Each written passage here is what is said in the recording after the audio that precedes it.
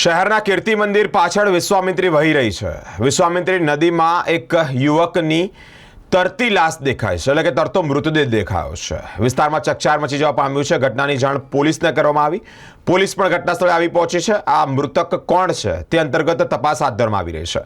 સાથે જ આ યુવકના મૃતદેહને પીએમ અર્થે એટલે કે પોસ્ટમોર્ટમ અર્થે એસએસજી હોસ્પિટલ ખસેડવામાં આવ્યો છે। દાંડિયા બજાર ફાયર બ્રિગેડને કંટ્રોલ રૂમ દ્વારા કોલ મળેલો હતો કે વિશ્વામિત્રી નદીમાં કીર્તિસ્તંભ પાસે એક બોડી નદીમાં પડેલી છે તેવો કોલ મળેલો હતો।